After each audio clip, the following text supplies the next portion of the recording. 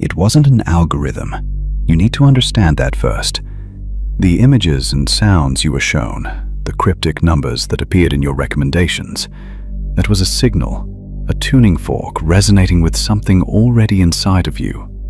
You were chosen because you are one of the few who senses that the reality we see is just a fraction of the whole story, a beautiful, hypnotic, but fragmented echo. For months, you've been collecting those echoes, feeling their power without understanding the source. Consider this video the first translation of that source. This is not another theory or a guess. This is the blueprint, the very architecture of the philosophy you've been subconsciously drawn to.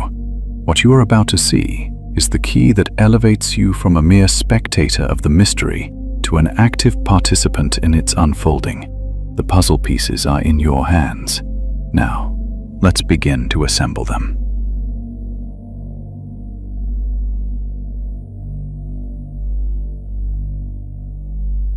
There are gestures you perform without thinking, not because they are natural, but because thought has been trained not to bother with them anymore.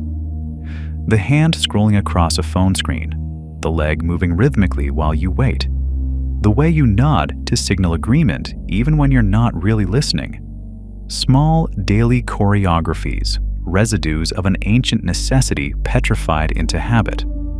You might call them tics, customs, motor patterns. I prefer automatic actions. Don't underestimate them. The automatic action is the way culture engraves itself into bodies more than into books. Michel Foucault spoke of the microphysics of power, not great laws, but minimal gestures that shape the flesh. Posture in the classroom, military marching, the intertwining of hands during prayer. Everything that was learned, forgotten, and finally became second nature. An artificial nature, of course, but that distinction no longer holds. You may ask, what's the difference between drinking a glass of water and touching your hair while you talk? The first is a purposeful act, the second, a fragment floating without apparent aim. Yet both, over time, become symbolic, not because anyone decreed it so, but because repetition carves meaning where there was none. A laugh that covers embarrassment, a hand raised to ask for the floor. The gesture fossilizes, and from its fossilization, language is born.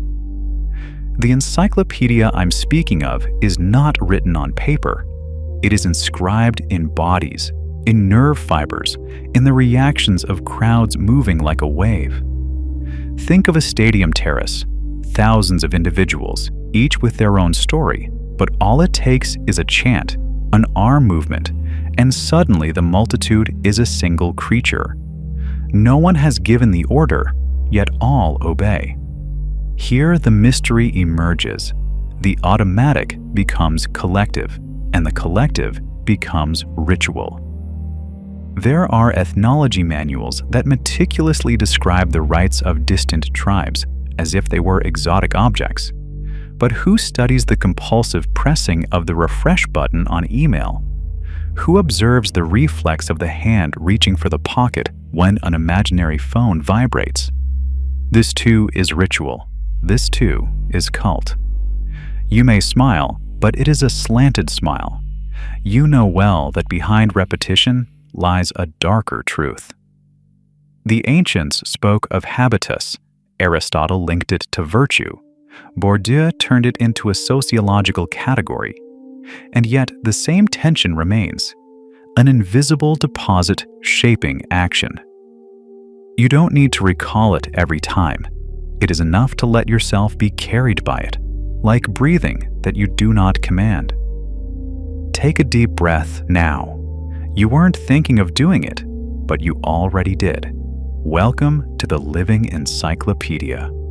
Don't fool yourself into thinking it's neutral. Every automatic gesture carries a genealogy. A simple example, shaking hands. Today, you do it as courtesy, but it has warrior roots, showing that you carry no weapon. The act has emptied itself, and yet retains that echo. Just as the military salute derives from removing the helmet. Every automatic is a linguistic fossil, a relic still vibrating even if you no longer remember the reason. And then the matter turns ironic, almost comical. Every day you perform gestures that belong to a world that no longer exists. You are the unaware actor of an extinct theater. You walk inside the memory of the planet without knowing your steps are citations. Your body is a library of defunct rites that keep repeating like stubborn ghosts. But let's pause a moment. What, after all, is an automatic action? I could tell you, it is a gesture repeated to the point of erasing its conscious origin. I could also add that it constitutes the threshold between the biological and the cultural. But these are reassuring definitions, windows that let light in for a moment. Soon after they close, and you realize the room is darker than before. You believe you are free when you decide, but perhaps your freedom only exercises itself within the perimeter of inherited habits. A trained freedom, like a dog running in circles believing it's exploring the world. This is where philosophy intersects with esotericism. The automatic gesture is not just repetition, but a portal. In it is deposited collective memory, the unspoken memory. Every time you touch your face without reason, you are activating a millennial circuit. Have you ever wondered why crowds always move the same way when panic erupts? Why the arm instinctively rises to shield the head? These are not decisions. They are scripts. Codes written in shadow, archived by a direction no one has ever seen. Jung would speak of bodily archetypes, Freud of psychic automatisms. I prefer to remain suspended, undecided, because every explanation is another cage. Perhaps the Encyclopedia of automatic actions does not exist, or rather, it exists only as retroactive illusion, a way of putting order where there is only chaos. And yet, you know it's not that simple. Because when you observe yourself repeating a gesture, a vertigo strikes. Who really commands? You, or the gesture that passes through you? There is irony in all this. We laugh at those who always do the same things, but we are made only of repetitions. Even the language we use is a sequence of vocal automatisms. Every word is a frozen gesture. Every sentence, a choreography of invisible movements.